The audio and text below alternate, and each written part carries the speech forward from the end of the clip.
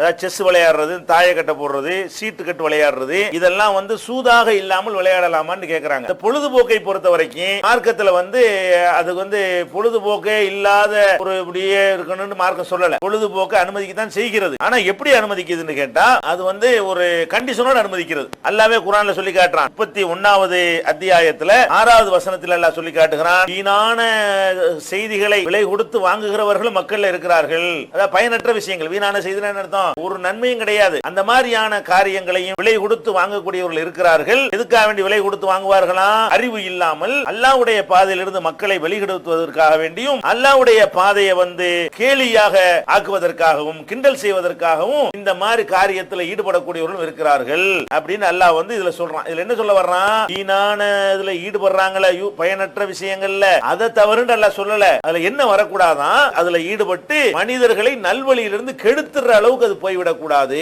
நல்ல காரியத்துக்கு வாப்பான்னு கூப்பிடும் போது அதை கிண்டல் பண்ற அளவுக்கு இதுல மூழ்கி போய் அதை கிண்டல் பண்ற அளவுக்கு என்ன செஞ்சிடக்கூடாது? ஆயிடக்கூடாது. சில ஒரு டைம் பாஸ் மனுஷனுக்கு வேணும் தான். அப்படி இருந்தா தான் ஒரு ரிலாக்ஸா மற்ற விஷயங்களை ஈடுபட இயலும். அதுக்கு வந்து என்ன கண்டிஷன் கேட்டா அல்லாஹ்வுடைய பாதையிலிருந்து வழிகெடுக்கிறதாவும் இருக்கக்கூடாது. அதை வந்து அல்லாஹ்வுடைய மார்க்கத்தை கேலி செய்யறதாவும் அமையக்கூடாது. அதே மாதிரி வந்து 62வது அத்தியாயத்துல 11வது வசனத்தில் அல்லாஹ் சொல்கிறான், அவர்கள் வியாபாரத்தை அல்லது வீணான ஒரு பொழுதுபோக்கை கண்டார்களே ஆனால் அதன் பக்கம் சென்று விடுகிறார்கள்.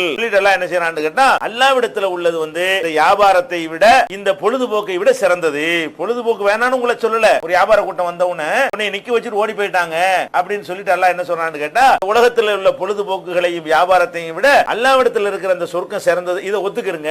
அதுக்குரிய வேலையை செஞ்சு விட்டு அப்புறமேல என்ன செஞ்சுக்கிறங்க, இதை செய்யுங்கிற மாதிரி மறைமுகமாக என்ன செய்யறான் அல்லாஹ் இதை வந்து அனுமதிக்கிறான். லகுவுங்கிற வார்த்தை வைத்துக் கொண்டு சில பேர் ஒட்டுமொத்தமா கூடாதும்பாங்க. அப்படி சொல்லக்கூடாது. லகுண்டா டைம் பாஸ், வீணு அப்படின்னு அர்த்தம். என்ன கேட்டா உலக வாழ்க்கையே லகுன்னு தான் அல்லாஹ் சொல்றான். வாழ்வதே இப்ப கேலியா போயிடும். மறுமை விஷயத்தை, தொழுகை, வணக்கம் இதெல்லாம் வந்து விட்டுட்டு போற அளவுக்கு இந்த சீட்லையும் வேற விளையாட்டுகளை மூழ்காம அந்தந்த கடமைகளை டயத்துக்கு செய்யக்கூடிய வகையில இருந்தால் அதுல என்ன இல்ல, குற்றம் இல்லை என்பதை பார்க்கிறோம். நபிகள் நாயகம் ஸல்லல்லாஹு அலைஹி வஸல்லம் காலத்துல வந்து சுபஹ் தொழுது முடிச்ச உடனே நாங்க உட்கார்ந்து இருப்போம். சூரியன் உதிக்கிற வரைக்கும் ரசூலுல்லாஹ்வோட உட்கார்ந்து என்ன செய்வோம்? நாங்க அந்த காலத்து பழைய காலத்து ஜாஹிலியா காலத்துல செஞ்ச கூத்துகளையும் கும்மாளத்தையும் சொல்லி நாங்க ரசூலுல்லாஹ் முன்னாடி உளுந்து சிரிப்போம். ரசூல் ஸல்லல்லாஹு அலைஹி வஸல்லம் புன்னகை பூப்பார்கள். இதெல்லாம் ஒரு வீணான விஷயங்கள் தான், வெட்டி பொழுதுதான். ஆனா இதெல்லாம் எதை தடுக்கல? அவங்களுடைய வணக்க வழிபாடுகள் செய்வது தடுக்கல. இது முஸ்லிம்ல பதிவு செய்யப்பட்டிருக்கிறது. இந்த நிபந்தனைக்கு உட்பட்டு நம்ம என்ன செய்யலாம்? விளையாடுங்க, நோண்டால் செய்யுங்க. ஆனா என்ன செய்யணும்? திக்ரு, தஸ்பீஹ், துஆ, தொழுகை, நோன்பு, வேற வணக்க வழிபாடுகள் எதையும் குடும்பத்துக்கு செய்ய வேண்டிய கடமை, மனைவி மக்களுக்கு செய்ய வேண்டிய கடமை, எந்த ஒரு கடமைக்கும் பாதிப்பு இல்லாத வகையில சும்மா ஒரு சின்னதா ஒரு பொழுதுபோக்கு மாதிரி ஏதாவது ஒண்ணு செஞ்சுக்கிட்டு தப்பான்னு கேட்டா அது தப்பு இல்ல. வீட்டிலேயே உட்கார்ந்து சோறாக்காம, வீட்டிலேயே உட்கார்ந்து கடைக்கு போகாம, வீட்டிலேயே உட்கார்ந்துகிட்டு புள்ள குட்டியை கவனிக்காம இப்படியாக இருப்பது வந்து என்ன செய்யணும்? தவிர்த்து கொள்ளணும். அதான் மார்க்கத்தில் உள்ளது.